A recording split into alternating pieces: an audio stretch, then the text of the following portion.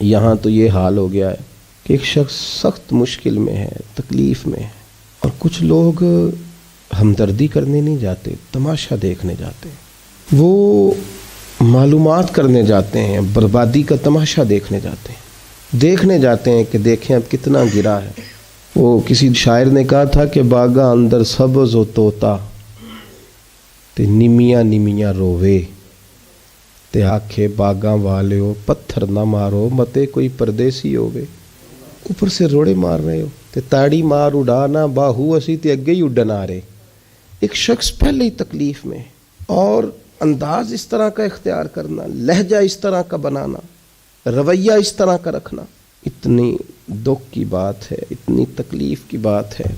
میرے جاننے والوں میں ایک گھر ہے، بیٹی کو طلاق ہو گئی، اور جہاں انہوں نے بیٹی بیائی تھی اسی وقت لوگ کہنے لگے تھے یہ تم نے کیا کیا؟ اس شخص میں تو اتنی اخلاقی کمزوریاں ہیں، لہجے میں اتنی تلخیاں ہیں، یہ بیٹی کیسے وقت گزارے گی؟ ہر شخص جانتا تھا، لیکن جب اس بیٹی کو طلاق ہو گئی ہے تو اس کے والد مجھے ملے تو وہ کہنے لگے حضرت صاحب میں نیم پاگل ہو گیا ہوں۔ وہی رشتہ دار جو کل کہتے تھے کہاں رشتہ کر لیا تم نے، وہی اب مجھے تانے دیتے ہیں، کہتے ہیں بیٹی کی تربیت ٹھیک ہوتی تو بس کے نہ آتی۔ او باغاں والے ہو پتھر نہ مارو متے کوئی پردیسی ہووے۔ کہتے ہیں میں پہلے اتنی تکلیف میں ہوں کہ بیٹی پلٹ کے گھر آ گئی، اور پھر سوالوں کا جواب، ہر روز کٹہرے میں کھڑا ہونا، ہر روز۔ یہ لہجے ان لوگوں کے تو نہیں ہوتے جو رسول اللہ کی غلامی کا دعویٰ کریں، یہ انداز فقیروں، درویشوں، تربیت لینے والوں کے تو نہیں ہوتے، یہ ان لوگوں کے لہجے تو نہیں ہوتے۔ حضرت سری سکتی رحمۃ اللہ تعالی علیہ، آپ بازار میں دکان کرتے تھے، آگ لگ گئی بازار میں، دکانیں جل گئیں۔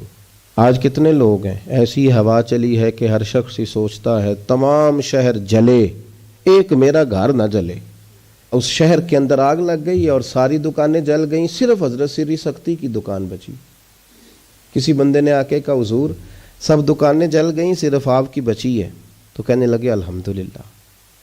پھر تھوڑی دیر کے بعد اپنے آپ سے مخاطب ہو کے کہنے لگے تو اتنا خود غرض ہو گیا ہے، ارد گرد تیرے سارے لوگ جل گئے، ان کا کاروبار ختم ہو گیا، اور تو الحمدللہ کہہ رہا، اتنا خود غرض ہے تو، اور دعویٰ تیرا درویشی کا، اور انداز تیرا یہ کہ تو لوگ سارے اجڑ گئے، تجھے افسوس نہیں ہوا، اور تو اپنے بچ جانے پہ اس طرح کا رویہ کر رہا ہے۔ رو پڑے، پھر وہ دکان چھوڑ دی، اللہ کے رستے میں خیرات کر دی، کہنے لگے آج کے بعد تجارت نہیں کروں گا، مجھے وہ کاروبار نہیں چاہیے جس میں دنیا لٹ جائے اور میں بن جاؤں۔